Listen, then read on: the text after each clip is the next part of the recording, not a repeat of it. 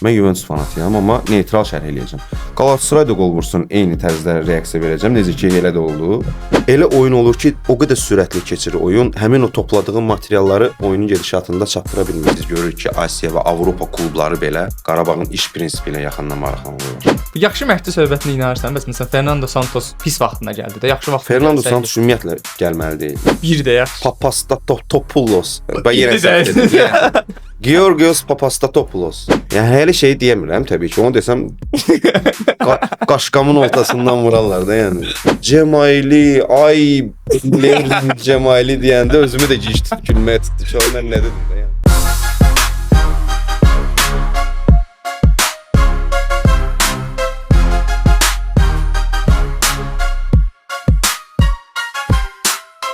Hər kəs salam. TikTok onlayndasınız. Yeni konseptimizdən bir yerdəyik dostlar. Bugün qonaq ol verilişimizin ilk qonağı İsmail Abdullayevdir. İsmail, xoş gəlmisən. Təşəkkür edirik dəvətimizi qırmadıq gəldin. Xoş gördük. Estağfurullah, buyurun. Xoşdur hər zaman. Layihəniz də xeyirli uğurlu olsun. Çox minnətdaram. Şad oldum ki, elə ilk qonağınız mənəm. Düşərli olsun. Əla. Çox təşəkkürlər. Bizi izləyənlərə də salam olsun. İzləyənlərə salam olsun. İzləyənlər demişkən bizim bütün əziyyətimiz, bütün işimiz sizlər üçündür. Sizə maraqlı məzmun hazırlamaq üçündür. Burada bir iki dənə düymə var. Abunə oldu, like'dı. Onlara basın. Biz də başlayaq. Əla verilişimiz olacaq. Getdik. Birinci sualım bununla bağlıdır ki, bu peşə seçimi necə oldu, niyə? Birincisi niyə mənə maraqlıdır? Niyə? Necə şərhçi olmağa qərar verdin, başladın, oldu? Bu elə bir peşədir ki, bilmirəm, indi hər halda yəqin məlumatınız var. İdman jurnalistikasının şahıdır. Yəni ən pik hissəsidir, şöbəsidir, belə deyək. Mən ümumiyyətlə futbol fanatı olmuşam uşaqlıqdan. Yəni belə deyək, gözümü açandan futbol görmüşəm evdə. Atam futbol həvəskarı, Neftçi fanatı olub. Aha. Elə 2-3 yaşımdan demək olar ki, stadionlarda olmuşam. Və elə futbolu, düzdür, həmin o illərdə futbolu anlamasan da, uşaq olanda təbii ki, nə bilirsən, qaçırlar və bilmirsən hardasan, nə baş verir. Amma yavaş-yavaş günlər, həftələr, aylar ötdükcə futbol olan sevgim, futbolçu olmaq həvəsim, arzum formalaşırdı. Amma şərhçi olacağım ağlıma gəlmirdi. Sadəcə valideynlərimdir, həm təhsillə bağlı, həm səhhətimdə müəyyən problemlər var idi deyə futbol oynamağı qoymurdular. Bu arzum gözümdə qaldı, amma sonradan düşündüm ki, əgər futbolçu olmuramsa, niyə özümü futbola yaxın olan digər sahələrdə sınamayım. Məsələn, şərhçi kimi. Tamam. Onu uşaqlıqdan artıq qərar vermişdin ki, mən futbolun içində olacağam. Futbolun içində olacağam. Nə edəcəmsə futbolla bağlı. Tamam, super. Şərhçilik də ki, düzdür, mən televiziya sahəsində ANS-də başlamışam fəaliyyətə 2006-cı ildə, 3 il orada işləmişəm. Orada da idman şöbəsində olmuşam, amma şərhçi kimi ilk belə deyək, addımlarım İdman Azərbaycanda 2009-cu ildə olmuşdu. Sağ olsunlar, orada da mənim bu həvəsimi, futbol olan sevgimi gördülər.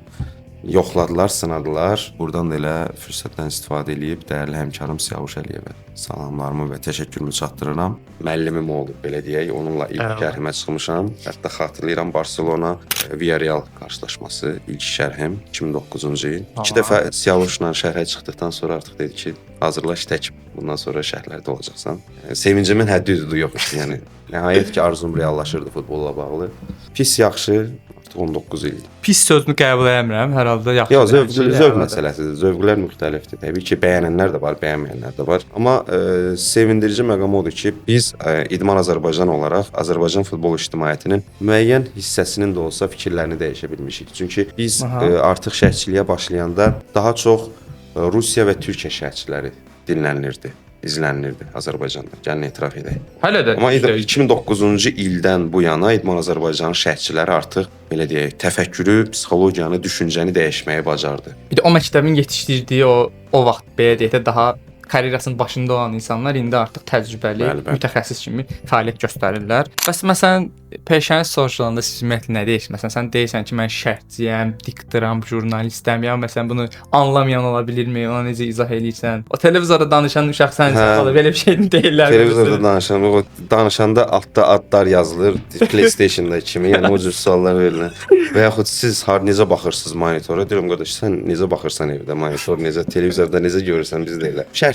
Şərhçi daha sonra gəlir aparıcı. Əslində jurnalistika müxbirlikdən başlayır. Yəni müxbir olmasan nə redaktor ola bilərsən, nə şərhçi ola bilərsən, nə aparıcı ola bilərsən, nə kanal direktor ola bilərsən. Hər şey müxbirlikdən başlayır. Təhsil jurnalistikadır. Yox, Bakı Slavyan Universitetini bitirmişəm. Jurnalistika ilə tamam yad bir sahədir, ixtisasdır. Amma ANS-də 2005-2006-cı illərdə bir məktəb var idi. ANS məktəbi deyilən bir anlayış var idi. Orada Mirşahin Ağayev, Vahid Mustafayev, Mətanət Əliverdiyeva, Orxan Fikrətoğlu, Seyfullah müəllim, yəni bizə televiziya sahəsində olan korifeylər, əfsanələr dərs keçirdilər. İmtahan götürürdülər və işə onun əsasında qəbul olurduq. 8 aylıq kursdan sonra ANS məktəbinin məzunu kimi işə başlamışdım. Biraz unudulmaz anlardan danışdıq, amma məsələn mən 2 an seç desəm karyeramdakı ən unudulmaz 2 an. Birini müsbət mənada, birini mənfi mənada. Kimlər gəlir? Şəxsilik baxımından. Hə. Təbii ki, ilk olaraq günü bu gündə, yəni gözümün önündədir. Neftçi Zestafoni. Tamam. 3-0. Səsim batmışdı. Rəşad Sadiqov topladı. Mərkəzə ötürür topu İmamverdiyevlə oynayır. Sağ cinahda Bobay. Bobay topu qəbul edib. 3-cü gol lazımdır. Bobay! Bobay! 2-0! Gol! Bobay! Həmin mövsümdə Neftçi Avrokuboklarda qrup mərhələsinə vəsiqəni təmin etmişdi. Azərbaycan futbolu olaraq bir ilk reallaşdırmışdı. Neftçi Zestafoni maçı yaxşı mənada unutmadığım oyunlardandır. Təbii ki, unutmadığım oyunlar çox olub. Məsələn, millinin klublarımızın oyunlarını şərh eləmişəm. Məkandan, televiziya qarşısından, amma mənə gəlir ki, o birinci yerdədir. Belə ağlınıza ilk gələn nəsə olur. Adətən eləməyə də lazımdır. Müsbət mənada bunu deyirsən, bəs mənfi mənada hansı andır ki, nə pis oldum. Konkret pis oldum da bu anda belə bir şey elədim. Çox olub. Çox olub. Məsələn, elə olub ki, mən ümumiyyətlə şərh eləyəndə o deyirlər, sağ olsunlar, fikir bildirirlər ki, məsələn, zövq alırıq şərhi və baxanda, şərhi dinləyəndə. Mən özüm elə bilirəm ki, o futbolun bir hissəsiyəm. Yəni meydanda olan futbolçulardan biriyəm. Onlar kimi oynayıram və meydandayam və o həyəcanı tamaşaçıya çatdırmağa çalışıram. Bəzən də olur ki, məsələn, milli səviyyədə, klub səviyyəsində hisslərimi cilovlamaqda çətinlik çəkirəm. Məsələn, söymək istəyirəm, özümü saxlayıram. Həmin o söymək istədiyim oyunlardan biri də Rusiya-Azərbaycan maçı olub. Hansı maçımız? Penalti. Cərimə meydançasının kənarında qayda pozuntusu olmuşdu. 1-0. Deyəsən Denisov idi. Kim idi yəni? 1-0. Qolu vuran. 80 neçənci dəqiqədə vurulmuşdu qol. Rusiyadakı oyun. Hakimin kobud səhvi penalti olmayan vəziyyətdə qapımıza 11 metrlik zərbə təyin etmişdi. Özü Azərbaycan televiziyasında şərh edirdim mən bu maçı. Yəni özümü güclə saxlayırdım ki, ağzımdan söyüş çıxmasın. Televiziyaya nəsə yansıdı mənfi mənada? Müəyyən fikirlərlə hakimə salamlarımı çatdırırdım. Xoş sözlərimi çatdırırdım, amma təbii ki, təhqir söyüş olmadan. Canlı yayımdasan. Şərhçiliyin o şey çətindir. 90 dəqiqə ərzində sənin söz ehtiyatın, diksiyan, danışığın o qədər yüksək olmalıdır ki, həm səmimiyyət qurasan tamaşaçı ilə, eyni zamanda 90 dəqiqə dayanmadan danışmaq lazım. Ona görə çətin peşə sayılır. Amma hər halda sevərək edilirsə, onun çətinliyi göz ardı edilir də, o məsələdir. Bir də bu səs məsələsinə belə diqqət çəkdinsə, onu demək istəyirəm. Əslində biz bir şey izlədiyimiz zaman bunu sadəcə bir vizual tərəfinə baxmamalıyıq da. Bizi televizora bağlayan ya da o indiki ekranlar çox balacalaşıb. O ekranlara bağlayan şey vizualdan və bir də səsdir. Televiziyada əsas vizuallıqdır. Görmürük də. Amma şərhdə səslər. İzləyicilər üçün də önəmlidir məncə. Yəni tutaq ki, şərhsi yaxşı olmayan bir maç izləsəm mən, şərhi yaxşı olan maçlar arasında böyük fərq var. Evet. Yəni mən yata bilərəm. O maçda da həqiqətən, yəni şərhin çox önəmi var da özəlliklə. Oyundan oyuna da fərq var. Elə oyun olur ki, məsələn, hazırlaşırsan saatlarla, günlərlə, kifayət qədər məlumat, material götürürsən hər iki komanda haqqında, turnir haqqında. Elə oyun olur ki, o qədər sürətli keçir oyun, həmin o topladığın materialları oyunun gedişatında çatdıra bilmirsən. Aynen. Yəni yer axtarırsan ki, bir dənə pauza olsun, boşluq olsun, mən o fikrimi deyim və ya hansısa bir məlumatı deyim. Amma elə oyun olur ki, o qədər yorulursan, o qədər sıxılırsan, danışmaqdan belə bezirsən ki, yenə də istər-istəməz çalışırsan ki, bu sönük oyunun qarşılığında nəsə bir maraq qatım, tamaşaçı soyumasın oyundan. Otursun, qalsın 90 dəqiqə. Maraqsız oyun. Sizin işinizin nəticəli tərəfi olur da maraqsız oyunlar. Çalışırıq ki, necə bir şey çıxsın ortaya. Bir də məsələn belə bir məsələ var. Mən əslində məsələn sənin neftçi karyeran başlayanda biraz təəccüblənmişdim. Normalda şərhçiliyin əsas qaydalarından biri düşünürəm ki, biraz tərəfsiz olmaq məsələsidir. Təbii ki, biz futbolun içində isə azı işlədiyimiz bir klub var. Amma biraz siz orada məsələn neftçi qol da yesə, sən onu belə bağıra-çağıra, mükəmməl emosiya şəkildə ötürməlisən də belə deyək. Amma neftçidə karyera qurmağa bir qərar verdin də. Çəkincələrin oldu mu ki, mən tərəfsizliyimi pozuram əslində falan. O Yox, mən hər zaman heç Neftçi TV-də işləməzdən öncə də müsahibə formasında, indi həmkarlarımızla danışıq zamanı da bildirmişəm, çəkinmədən bildirmişəm ki, mən Neftçi fanatıyam. Amma nə olsun ki, Neftçi fanatıyam. Mən Neftçinin oyunlarında bir tərəf olmuşam şərhlərdə. Hətta Neftçi Xəzər Lənkəran maçlarını belə şərh eləmişəm. İstər Bakıda, istər Lənkəran şəhər stadionunda. Orada belə tərəfimi bildirməmişəm. Yəni rənglərimi bildirməmişəm. Amma bilib ki, mən Neftçi fanatıyam. Beynim müəyyən bir hissəsində onsuz da düşünüb ki, neytral şərhçilik eləsəm belə düşünüb ki, Neftçi azarkeşidir onsuz. Yəni bilirlər deyə o cür söhbətlər ortaya çıxır. Məsələn, necə ki, mən eyni zamanda Juventus fanatıyam. Juventus Galatasaray oyunu şərh eləyəndə çox qınanmışdım. Snyder'in qol vurduğu? Yox, 2-2 Turindəki. Drogba'nın Umut'un vurduğu. Okey. Arturo Vidal, bir də Quagliarella'nın qolları. Çünki oyundan öncə demişdim ki, məni heç kim qınamasın, mən neytral olacağam. Adətən Azərbaycan şərhçiləri türk klublarına simpatiya, rəğbət bəsləyirlər də şərhlər zamanı. Mən demişdim, qardaş, məndən hər şey gözləməyin. Mən Juventus fanatıyam, amma neytral şərh eləyəcəm. Galatasaray da qol vursun, eyni tərzdə reaksiya verəcəm. Necə ki, elə də oldu. Juventus da qol vuranda eyni formada. Sadəcə Juventusun qollarında mən yenə necə ki, normal qaydada aqressiyamı, yəni çılğınlığımı çatdırmışdım tamaşaçıya. Ondan qıcıq olmuşdu Galatasaray fanatları ki, Galatasaraya qol vurur, gör necə sevinir. Halbuki 2 dəqiqə sonra, 2 dəqiqə yox, neçə saniyə sonra Umut Bulut vurdu. Bir də içində oldu. Səsim batmışdı deyəsən həmin o qol zamanı 2-2 olanda. Bunu deyəndə buna da baxın. Bəs Neftçi karyerana belə deyim də sonra mən bu ənənəvi mediaya, şərhçiliyə qayıda bilmərəm deyə bir düşüncən oldumu? Yox. Mən Neftçi TV-də çalışarkən belə paralel şəkildə CBC Sportda şərhçilik eləyirdim. Amma TVNet Sport fəaliyyətə başladıqdan sonra artıq elə bir qərara gəldik ki, bilən bura olsun. Düzdür, başqa yenə işlərlə məşğul oluram, amma TVNet Sportdayam. Burada olduğumdan da şadam, məmnunam. İnşallah xeyirlisi yaxın gələcəkdə daha yaxşı olacaq. İnşallah. Yəni bu sahədən uzaqlaşmamışam. Mümkün deyil zaten. Səndən onu görülür ki, yapışasan, qalassan, bu sahə ilə nə lazımdır eləyəsən. Əla. Neftçi ölkəmizin flaqmanıdır. Neftçi Avropada ilk BNM-də bizi təmsil edən klubdur. Təşəkkür edirik Neftçiyə də, amma hal-hazırda pik həddə olan klubumuz Qarabağdır. Qarabağ klubları, yəni klubun uğurları barəsində nə düşünürsən İsmail? Bu bir təsadüfdürmü? Yəni tək mən düşünürəm deyil, yəni hamı belə düşünür. Bu illərlə qurulan bir sistemdir, zəhmətdir, əməkdir ki, bu 17-18 illik bir sistemdir, saat mexanizmi kimi çalışır.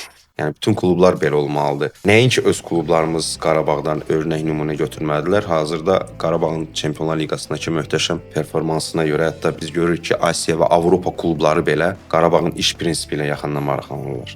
O sistemdən örnək nümunə götürməyə çalışırlar ki, biz də belə bu yolla gedək. Biz də Qurban Qurbanov kimi məşqçini tanıtdıraq, çıxardaq futbol ictimaiyyətinə. Yəni Qurban Qurbanov dəfələrlə demişəm, yenə də qorxmuram, çəkinmirəm. Heykəl qoylası adamdır bu adam. Yəni Qarabağın da bir uğurunun, başlıca uğurunun səbəbi odur ki, Azərbaycan futbolunda bizim ən böyük problemimiz nədir? Rəhbər olan şəxs məşqçilərin işinə qarışır. Məşqçi tutalım başqa şöbədə olan şəxsin işinə qarışır. Qarabağda heç kimin işinə qarışmır. Rəhbər öz işi ilə məşğuldur. Qurban Qurbanov və komandası komandanın birbaşa nəticələrinə və oyunlarına cavabdeh olan şəxslərdir. Asif Əsgərov olsun, nə bilim Anar Hacıyev olsun, hər öz işini mükəmməl görür. Və ona görə də bu zəncirvari bağlılıq bu sistemin formalaşmasını gətirib çıxar. İdeal bir sistemdir. Hər kəsin vəzifə öhdəliyi çox açıq şəkildə. Yəni qarışmaq olmaz. Kiminsə işinə qarışmaq, müdaxilə eləmək olmaz. Əgər uğur tələb eləyirsənsə, gözləyirsənsə və güvəndiyin adama 1-2 il deyil, bir neçə il vaxt verməlisən ki, o sistemi oturuşsun. Neftçidə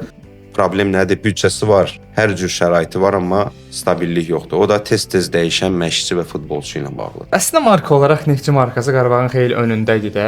Necə deyək, bir 10 il bundan qabağa qədər. Amma bəlli ki, müəyyən şeylər səhv edir. İdarəetmə səhvdir. Futbola aidiyyəti olmayan adamlar orada işləyir. İstər rəhbər vəzifəsində, istər digər şöbələrdə. Təəssüflər olsun ki, hələ də Neftçi fanatları bunun acısını yaşayır. Bəs Qarabağ bu qədər uğurludur da, nə bilim bizi Avropada təmsil edir, bayrağımızı yüksəldir. Yəni oynayan oyunçuların xaricilər də var arasında, amma yerli futbolçularımız da mükəmməl performans göstərirlər də. Milli komandamız niyə belə olmuşsunuz İsmail? Milli başqa dərddir, başqa şeylərdir. Yəni Qarabağ biz uğuru deyirik. Qarabağda sırf yerli oyunçularla bu uğuru qazanmırıq. Amma yerli oyunçular var. Yəni Zubiri var, Kadisi var, Yankoviçi var. Yəni say bitməz. Yeni hələ futbolçuları demirəm. Yəni o futbolçuları götür, qoy kənara. Yerli futbolçuları burax meydana. Yəni Qarabağ uğuru qazanacaq? Yox məncə. Onda problem keyfiyyət problemidir. Keyfiyyət əlbəttə. Keyfiyyət və ümumiyyətlə millidə söhbət keyfiyyətə gəlib dayanmamalıdır. Millidə problem başqadır. Ümumiyyətlə Affanın problemi başqadır. Affa elə bir ki, üstü bəzək, altı təzək məşhur. Yəni üstdən kosmetik işləri görməyə çalışırlar ki, A komandamız yaxşı olsun. Amma heç ortada da bir şey yoxdur. Halbuki futbolun inkişafı üçün piramidadır da qardaş, bu altdan başlamaq lazımdır. Təməli sən düzgün qurmalısan, uşaq futbolu, infrastruktur. Bunlar olmayandan sonra sən necə gəlib burada uğur qazana bilərsən? A milli komandası uğur qazansın, necə olsun? Hardan yığılsın o futbolçular? Nə U21-imiz var, nə uşaq futbolumuz var, nə şəraitimiz var. Və indi də legioner limitini ləğv ediblər. O gənc, yerli, yeniyetmə uşaqları biz hardan tapaq? Legioner limitini ləğv eləməsi deyil ya. O milli futbolçu bilsə ki, o 100% oynayacaq. İnkişaf eləsin. Qoy o legionerlə mübarizəyə girsin də. Qoy keçsin də onu. Bax, bizdə yəni o qədər deyiləsi və deyilməyəsi şeylər var ki, bizdə legioner limitinin ləğv olunması bizim o dırnaqarası menecerlərin işinə yarayır. Baha, ucuz, orta qiymətə legioner futbolçuları gətirirlər, salırlar Azərbaycan bazarına. Məcbur onlar oynamalıdır, çünki pullar xərclənir. Məcbur onlar da oynayanda yerli və istedadlı, perspektivli futbolçularımız oturur ehtiyatda. Necə ki biz ötən mövsümdə Neftçi timsalında bunu gördük. Samir Abbasov, Rıza Cəfərova da etimad göstərirdi, düzdürmü? Millinin də qapıçısıdır. Bəli. Murad Məmmədova da şans verirdi az çox. Bu mövsümdə nə Rıza oynayır, nə Murad oynayır. Demək ki, 2 dənə oyunçusunu itirdi avtomatik. Düzdürmü? Rızanın problemi Harda oynasın deyil bəs. Nə? Rızanın problemi. Yox, heç bir şəxsi problem, nə şəxsi problem olacaq? Müzakirə yaranmışdı yenilikcə. Samir Abbasovla Rıza arasında. Yəni mətbuata yansıtmadılar. Rüstəm də orada açıqlama verdi ki, yox, Rıza bizim futbolçumuzdur. Yəni bu oynamamaqdan irəli gəlirdi o cür problemlər. Oynasa o problem olacaq yox. Qardaş o da oynamaq istəyir. Gələn məsəl üçün Piriç pullar xərclənib əsas heyət qapıçısıdır. Bu da əsas heyət qapıçısısa Rıza avtomatik ehtiyatda qalır. Qardaş bunu ya icarəyə ver başqa kluba getsin oynasın. Eyni zamanda milliyin qapıçısıdır. Bu oynamayandan sonra necə rəqabətə girirsən? Məşqdə ikili bölüşüb oynasınlar məşqdə. Yəni bu oyun praktikası təcrübəsi olmalıdır. Yəni çoxdur, problem çoxdur. Ona görə də biz Azərbaycan futbolu və inkişafı istəyiriksə, tələb ediriksə. Nə etməliyik? Bir dənə məsləhət. Qardaş 30 ildir deyirik eyni şeyi, nə qədər deyək? Eyni şeydir də deyirik. Uşaq futbol infrastruktur. Uşaq futbol infrastruktur. Onda keyfiyyət deyil də problem, istedadımız var. Mənim 14-15 yaşım var idi bu mövzuda danışanda, eşidəndə. 41 yaşım var, yenə də eyni şeydən danışırıq. Və bundan sonra nə qədər danışaq? 5 il, 10 il, 15 il, 20 il görəcəyikmi o günü yoxsa? İcra mərhələsinə keçək də artıq. Bu yaxşı məşqçi söhbətinə inanırsan, bəs məsələn Fernando Santos pis vaxtına gəldi də, yaxşı vaxtında. Fernando Santos ümumiyyətlə gəlməli deyildi. Yəni 9 milyona yaxın təzminat niyə ödəyir? O təzminatı ödədiyi və o qədər yatırmalı olduğu, xərcləməli olduğun yerlər var futbol baxımından. Bəlli ki, orada qərarlar verilir bizim görmədiyimiz yerlərdə. Santos yəni niyə gəldi Santos? Bax niyə gəldi, nə etdi? Heç nə görə 5 il gəlsin. Amma o yaxşı məşqçi söhbəti yoxdur səncə? Məsələn Bert Fox'un vaxtında pis deyildi sanki milli. Bert Fox'un vaxtında da pis değildi. Prasinechkin vaxtında da pis değildi. Yurçeviçin vaxtında indi. Yurçeviçin vaxtı yox. Onu salmır. Yox, az olub müddətdə, yəni məşqçi kimi. Aha. Əsas Bert Fox deyilir, bir də Prasinechki deyilir də. Bert Fox'un vaxtında biz 80 neçənci yerdə idik deyəsən dünya reytinq sıralamasında. Onda məsələn uşaq futboluna yatırılırdı ki, pullar çıxırdı. Ümumiyyətlə bizdə heç vaxt uşaq futbolu yoxdur. Bizdə uşaq futbolu. Bizdə qardaş, biz nədən danışırıq? Bizim ölkədə bir dənə akademiya var. Akademiya deyəndə deyirik, həm Neftçinin akademiyası var. Sabahın akademiyası var. Qarabağ heç birinin akademiyası yoxdur. Akademiya anlayışı başqa cürdür də. Akademiyada internet məktəbi kimi uşaqlar qalmalıdır orada. Orada oxumalıdır, orada qidalanmalıdır. Həftə sonu valideynlərlə görüş olmaz. İndi bu belə olur da. Biz belə görmüşük dünya Avropa futbolunda. Bizdə elə bir akademiya var, yox. Bizdə uşaqlar futbola gedirlər. Sadəcə gedirlər, gəlirlər. Sən çox ciddi bir şey qurulmasını tərəfdarıysan da. Futbolun inkişafını istəyiriksə belə şeylər olmalıdır. Yəni AFFA-dakılar güya bilmir, bilir. Sadəcə marağında deyirlər. Hər halda ümid sonda ölür. Ümid eləməkdən vaz keçməyək. Yoxsa vaz keçmisən artıq ümid eləməkdən? Gedişdən ümidim yoxdur. Çox neqativ tonlardayıq. Tamam, bu neqativ tonlardan biraz ayrılaq, biraz müsbət şeylərdən danışaq. Hal-hazırda biz fasilə vermisən deyəsən, amma Ruslan Əmircanovdan bir layihəniz var da. O layihədən biraz danışmaq istəyirəm. Bu fikir hardan çıxdı? Məsələn, niyə Ruslan? Futbolçuluq dövründən bəri belə yaxın əlaqəniz var idimi? O dərəcədə yaxın əlaqəmiz yox idi. Neftçidə də bir yerdə işlədiyim Rüstəm Allahverdiyev var idi, Neftçinin keçmiş mətbuat katibi. Neftçidən çıxdıqdan sonra dedi, bəlkə bir layihə eləyək, YouTube layihəsi maraqlı, Azərbaycan futbolu ilə bağlı. Allah. Biraz fərqli kontekst olsun da, yəni əyləncə, nə bilim, futbol qarışdırıb bir dənə belə mix maraqlı bir şey eləmək olar. Hə, lap yaxşı. Qonaq kimi fikirləşsən, Ruslan, bir mənalı Ruslan. Niyə? Həm danışıq qabiliyyəti şirindir, ləhcəsi şirindir, tez qəbul olunandır. Futbol, pis futbolçu olmayıb, yaxşı futbolçumuz olub. Millidə də oynayıb, Neftçidə də oynayıb, digər klublarımızda da oynayıb. Həm maraqlı əhvalatları var. Yəni biz onu İdman Azərbaycandan kəşf eləmişdik. Mənə görə ən ideal, hələ də fikrimdə qalıram. Yəni nə zamansa Ruslan, indi fasilə versək də özümün şəxsin layihəm olsa birinci sənsən də yəni. Burada gözləyirik. Ruslan Əmrəcanov ikinci yerdə gözləyir. Ondan başladıq. Maşallah olsun pis də başlamadı, yaxşı başladı. Ruslan hər verilişdə o bir dənə kişi olur, deyir. Anekdota dəxilsiz bir dənə mövzudan anekdota keçirir. O bir dənə kişi olurdu falan şeydən. Darıxmışam Ruslan'a o veriliş, o söhbətlər üçün. Hərdən də zəng edirik ki, sınavaq başlayaq dedim. Hələ gözləyək görək nə olur. İnşallah bəzi şeylər var ki, burada çox açıqlamaq olmur. Tamam. niyə açıqlama olmur? Sponsor, qardaş, sponsorum var qardaş. Yoxdur, sponsor. Belə layihələr üçün, verilişlər üçün sponsor lazım. Maddi stimul lazım. Mütləq pul lazım. Qoşulun. Qardaşlar da bəhrələnsin. Bax burada indi bizi kamera arxasında olan qardaşlar deyən hamı üçün yaxşı olsun da. Belə layihələrin ərsəyə gəlməsi üçün, inkişaf eləməsi üçün, davamlı olması üçün sponsor pul mütləq, qısa və konkret. Baxın, biz demirik, özü deyir. Burada sizin reklam olur yəni. Gözləyirik. Bütün layihələrlə bağlı fikirlərinizi gözləyirik, problem yoxdur. Tam Ruslanla danışdıq. İndi biraz yenə şərhçilik məsələsini bir dənə sual verim, onunla bağlayaq. Sən heç tələffüzündə əziyyət çəkdiyin futbolçuları olubmu? O qədər. 3 dənə futbolçu seç desəm, kimləri deyərsən? Birini deyə bilərəm. Bir də yaxşı. Papastatopoulos. Bax yerə səhv. Georgios Papastatopoulos. Yunan soyadları çox. Sonra Tayland komandasının oyununu şərh edirdim. Adı cümlə idi də, yəni bildiyin qutarmırdı. Özdə 70 dənə Samid, 57 dənə Said. Yəni onu necə sən oxuyasan da axırda qısaltma da eləmirsən. Qısaltma necə qısaldasan? İsmail məsələn mənə isi deyirlər, tutalım indi. Ona nə deyim? Tutalım da.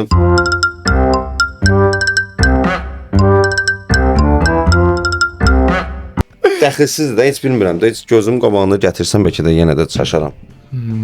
Qısa formada ya adın deməlisən, ya da ki nömrəsini denəndə yola verəcəksən. Bəs şey məsələsi olur, tutaq ki, bu adamın tələffüzü öz dilində tamam fərqlidir. Amma mən elə şeylərə ümumiyyətlə önəm verən adamam. Hər ölkədə, məsələn belə deyim, Polşada bu futbolçu bu formada səslənirsə, çalışıram ki, onların öz dili ilə deyim. Məsələn, ruslardan bizim dilimizə çox sözlər, ifadələr keçib. Bəli. Məsələn, Bavariya. Bavariya adlı klub yoxdur. Klubun adı Bayerndir. Bavariya əyalətidir. Məsəl üçün. Bəli. Elə o formada da çalışmışam ki, adlar olsun, klublar olsun, öz ölkəsində necə səslənirsə o formada da deyim. Bəli. Elə tam. Məsələn, nümunə Bruj deyirəm mən. Brügge demirəm. Çünki Belçikada Bruj deyirlər. Necə ki, standart Liege yazılır, Liej səslənir. Bruj. Ona görə qınayanlar da olur. Məsələn, Xavi söhbəti. Xavidə bu adam Xavidir. Özü də Bakıda olanda mətbuat konfransında deyib ki, mənə Xavi deyəndə mən baxmıram. Mən Xaviyəm. Yəni olduğu kimi demək mənə elə gəlir daha yaxşıdır. Eyni zamanda həm də maarifləndirirsən. Tamaşaçıya da çatdırırsan ki, bu soyad, bu ad belə deyilməlidir.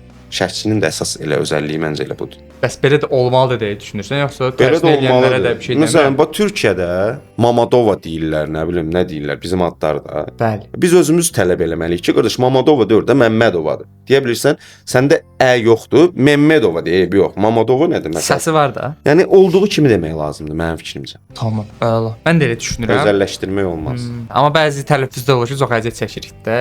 Özümüz seçirik ki, deməyək. Məsələn, ilk ağlıma şey gəlir, Cagne var ya, Diagne.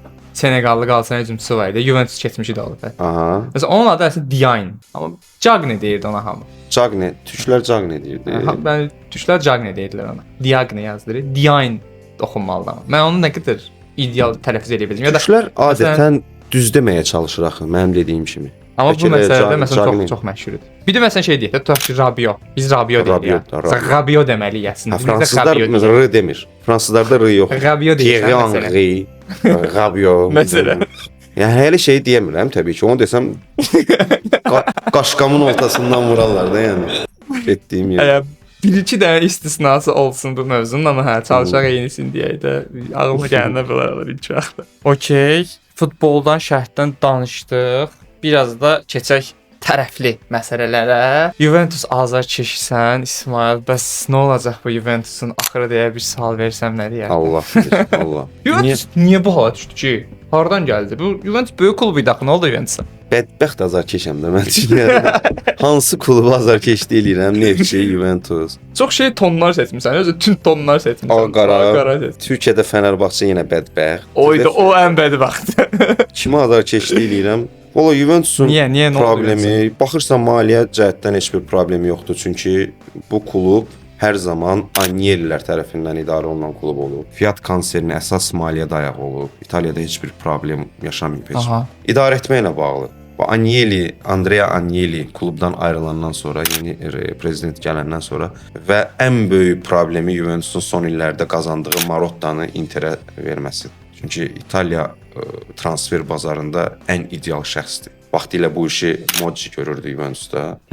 Luciano Moggi. Hazırda İtaliyada bir nömrə bu baxımdan Marotta. Marottanı itirdi, rəhbərlik dəyişikliyi və düşünürəm ki, klubu bu vəziyyətdən ancaq kluba sadiq olan klubun əfsanələri qaytara bilər. Del Piero məncə rəhbər şəxssə. Aslında idarə heyətinə gəlməsini düşünürəm. Hə.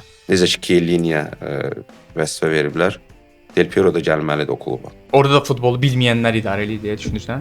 Yoxsa elədi, düşünmürəm, belədir. Belədir.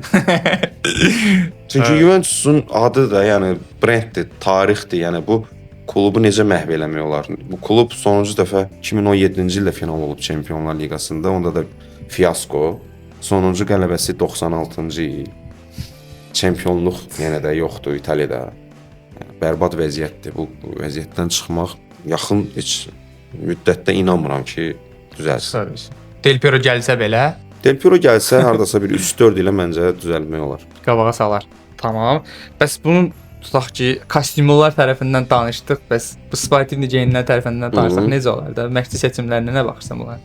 Napoli döyməli birini Juventus məşqçisi olmasına nə baxırsan?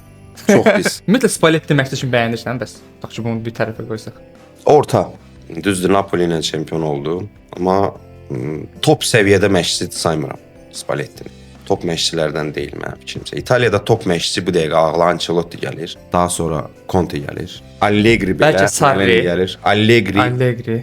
Juventusu düşünürəm ki, bu vəziyyətdə məşqçi kimi Deşam çıxara bilər. Fransa ilə dünya çempionu olmuş mütəxəssis.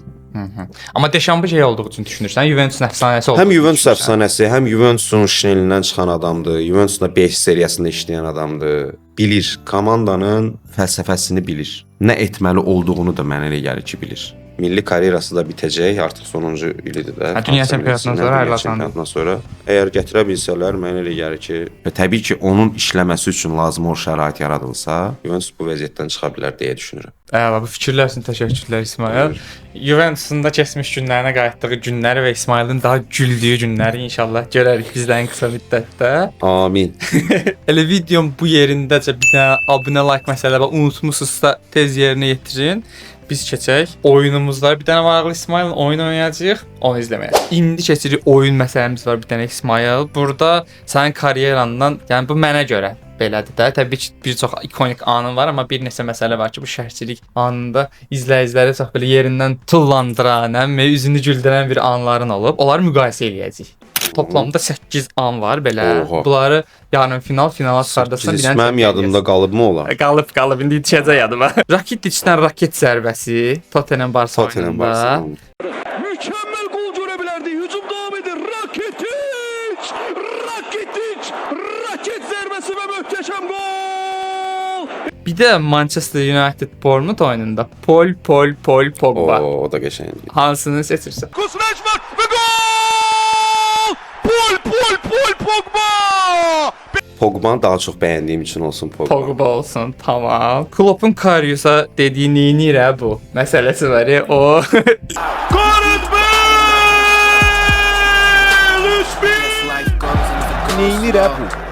O bilirsən ümumiyyətlə hansı film tamaşadandır? Yox. Mən ümumiyyətlə filmdə İzləyicilər tamaşalarımıza daha çox baxanam deyə, orada olan maraqlı Anları. fikirlər, ifadələri çalışıram ki, uyğunlaşdırıb şərhlərdə istifadə edeyim. Məsələn, Asif Bağırov belə bunlardan yararlanırdı. O Asifin o cür yanaşmasını özümə nümunə götürmüşəm və şərhlərdə çalışmışam ki, bu formada hardasa bir maraq qatır. Sən filmlərdən məsələn, Səməd ölmüsən, o görmüsən, eşitmisən onu? Səməd ölmüsən. Hansı Səməd. O filmdir. Filmin adı nədir? Axırıncı aşırım. Axırıncı baxmışam əslində. Qapı döyülür, Səməd, ay Səməd, ölmüsən. Yəni, Səməd onu otarırdılar da, yəni hansısa oyunda yerdə sürünürdü. Mən o ağlıma o gəldi ki, Səməd onu yəni onunla, yəni Səməd ölmüsən, yəni onu da əlavə eləyərdim gərək. Yəni sözümün canı odur. Filmlərdən, tamaşalardan maksimum şəkildə çalışıram ki, istifadə edeyim ifadələrdən. Və o Neynir bu? O Qatarda tamaşasından. Allah rəhmət eləsin bizim əfsanəvi aktyorlarımızdan Yaşar Nurinin. Allah rəhmət eləsin. Yadda qalan ruhu şad olsun. İfadələrindən Neynir bu? Onda klub koyucularımız elə baxır da. Oradan elə baxır. Neynir bu? Baş xarabdır. Yəni belə top buraxırlar. Yaxşı, onunla müqayisə eləyək yoxsa ay bilərim Cemaili? Onunla ay bilərim. Təbii ki, ay bilərim. Top qapıdan keçmir. Bilərim Cemaili, ay bilərim Cemaili. Ay bilərim. Niyə onu seçirsən? Ay bilərim. Ay bilərim. İndiyə kimi ya da ay bilərim deyəndə hiss elədim ki, studiya dağılır da. Ha. Asif oradan yazır ki, sən nə etdiniz? Mən də bilmirəm indi şərhə köklənim. Bu reaksiyalara, yazılanlara reaksiya. 120-ci dəqiqədir. Təsəvvür dünya çempionatı play-off. 120-ci dəqiqədir. Uduzur bir top fərqi ilə. Küncdən zərbədir ya standart vəziyyət idi, nə idi? Küncdən zərbə idi. Yəni qol vurursan, gedirsən penaltilərə də 120 qutarır, ekstra qutarır. Bu 2 metrdən vurdu, hara vurdu bu, dəydi dirəyə, dəydi, qırağa vurdu. Kənara vurdu. Heç inansan öncədən hazırlaşmamışdım. Belə başımı tutdum. Cemaili, ay Cemaili deyəndə özümü də gic gülməyə tutdu. Ki, mən nə dedim də, yəni olmadı rəhbərlikdə sonra tənqid almadım. Bu nə adını demişəm də, nə demişəm. Ay bilərim demişəm də, adını demişəm. Tamam, əla. İdarə elə bilmisənsə süper. 2 dənə indi müqayisəmiz Dortmund Tottenham oyunundandır. Tottenham Dortmund oyunundan belə çox belə an var idi. Bunların ikisini seçdim. Deməli Aurierlə Pulisic bir dənə mübarizə aparırdılar. Orada sən deyirsən ki, əgər short lazımdırsa oyundan sonra müraciət edə bilərsən, indi yox. Short? Hə, short. Short, hə. İndi Aurier çarpmaq istəyir. Dartdan onu yıxır yerə.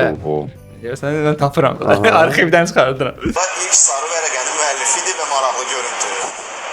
Əgər şort lazımdırsa oyundan sonra müraciət edə bilərsən, indi yox. Belə bir anım var. Deyirsən ki, əgər şort lazımdırsa oyundan sonra müraciət elə, indi yox. Bir də çox mənasız demişəm ha, yəni nə var da yəni orada niyə demişəm? Bu birisi məncə də daha yaxşıdır. Wolf soyadlı bir futbolçu var idi, Dortmundda oynayırdı. Ona deyirsən ki, belə qışqırsan Wolf soyadı canavar olsa da oyunu hərəkət doğuşan kimidir. Wolf. Soyadı canavar olsa da oyunu hərəkət doğuşanı xatırladır. Doğrudan. Deyirsən ki, onu doğuşanı xatırladır. Doğuşan. Canavarı doğuşan. Yadıma düşümün ama bence pisdir. Bunu seçdim. Bunu seçək, tamam. Sonra bir məsələ də Barcelona ilə Lyon oyunundaydı. Sən orada şərhdə Sergi Roberto deyirsən. Sergi Roberto. Amma İspanca deyək də tamam. Amma yerdə qalan oyunçu Sergio Busquets'dir. Tamam. Deyirsən ki, Katalonlarda fərqlidir. İspanlarda fərqlidir. Sergio düz dedim, Busquets. Sergio Busquets. Amma Sergi Roberto. Maariflərin dostlar. Jordi Alba. Bax Jordi Alba deyil, Jordi Alba. Katalon. Jordi Alba. Onda Kataloniyada J. Katalonlarda J, hə. Juan Garcia, Barcelonanın qapıçısı var, Juan yazılır amma Juan Garcia. Qəşəng. Şəhərçi onda belə bilgilər əldə eləmək olur da, sağ olsun. Lyon qol vurur. Həmin vaxtda Busquets yerdədir. Sən də qalib deyirsən ki, mən burada ölürəm, siz nə haydasız. Sergio Busquets deyir bunu. Sergio Busquets belə bir şey deyir. Sergio Roberto'nun üst simasına baxın orada. Mən burada ölürəm, siz nə haydasız. Bu yoxsa əfsanəmiz Harry Kane. Nasser Şadli, Harry Kane. Harry! Hə, təbii ki, Harry Kane. Harry Kane. Hər iki Hazırlaşırsan öncədən belə hər fikirləşmək. iki eyni maraqlı tarixçəsi var. Bilməm eşitmisiniz Tərlan danışbəsində, Tərlan Şahinoğlu. İsmail Abdullayev. İşte bizdə həmişə belə oyunlara hazırlıq olurdu da, adlarla bağlı, məsələn, falan qolda və yaxud falan kəs qol vursa neynəsə nə. Hə. O hər iki eyni biz Tərlanla qaralamışdıq öncədən. Əsl hər iki eyni deyiləsi adamdır da, yəni bu hər iki eyni. O da deyirdi, mən də deyirdim. Aha. Sadəcə aramızda belə razılaşma oldu ki, kimin bəxtinə düşdü birinci, o da deyəcək. Mənim də bəxtimə düşdü Crystal Palace-la oyunda. Bəxtimdən də qəşəng tutdu. Düzdür, Tərlan da demək istəyərdi, amma əminəm ki, onda da qısqanclıq, paxıllıq yoxdur. O da demək istəyərdi. Məndə də olmazdı Tərlan desəydi. Əsl odur ki, salınmadı. Sən belə çox hər iki səndən çox özdeşləşdi artıq. Kane deyən kimi ağlımıza İsmail Hər gəldi. iki. Tamam, növbəti mərhələyə keçdiklərimizi davam eləyək. Paul, Pogba yoxsa Ayblirim Cemaili? Ayblirim Cemaili. Ayblirim Cemaili. Wolf soyadı. Necə lallanı götürməmsən? Lallanı. Lallanı tapmadım açığı, axtardım. Yəni məncə Liverpool Manchester oyununda. Bir də dediyim kimi, bu çox subyektiv bir şeydir. Yəni sən daha xatirində qala bilər, amma mənim xoşuma gələn bunlar oldu da. Bu canavar dovşan məsələsi yoxsa Harry Kane? Hər iki. Tamam. Elə mən finalı bunu istəyirdim, çıxardım. Ayblirim Cemaili yoxsa Harry Kane? Bilirim Cemaili deyəcəm. Doğrudan. Niyə Kane-də Tərlan haqqı var düşünürsən? Düşünürəm ki, orada Tərlanın da haqqı var. Bu sırf özümə məxsus olduğum üçün Bilirim Cemaili. Tərlan, hər iki eyni mənə gəlir ki, 50-50-dir. Ona görə də yarısını verirəm Tərlana. Hətta bu Tottenham'in Dortmunddan olan oyununda sən şey deyirsən, Kane bir dənə də qol vurur. Orada da deyirsən ki, buna necə Harry Kane deməyəsən falan deyirsən. Yəni özbəd orada. Bu yaxınlarda olmuşdu nəsə elə bir şey. Necə deməyəsən. Tamam. İsmail, çox təşəkkür edirəm. Həm söhbətindən bizə çox gözəl zaman keçirdin. İzləyicilərə düyüm deyim ki, ləzzət elədi. Həm də bu sıralamada iştirak elədin. İstədiyin finala da çıxartdın, sağ ol. Dəyməz, buyur. Xoş oldu. Doğrudan da üzv olun kanala. Bəli, abunə olun, like edin, rəy yazın. Rəylərinizi yazın. Təbii ki, dəstək olun. Bu cür layihələr çoxalmağa başlayır, amma hərəsində öz dəstək xətti var, öz üslubu var. Dəstək olmaq lazımdır. Təşəkkürlər. İsmailin də sosial şəbəkələrini açıqlamada yazacağıq. Onu da mütləq şəkildə izləyin. Bura kimi də gəlmisiniz, baxmısınızsa, bax İsmail də xatırlatdı. Abunəlik, rəy məsələlərini həll eləyək. Növbəti günlərdə yenidən görüşəcəyik. İzlədiyiniz üçün təşəkkür edirik. Bizi hələ çox görəcəksiniz dostlar. Özünüzə müğayət olun. Hələlik.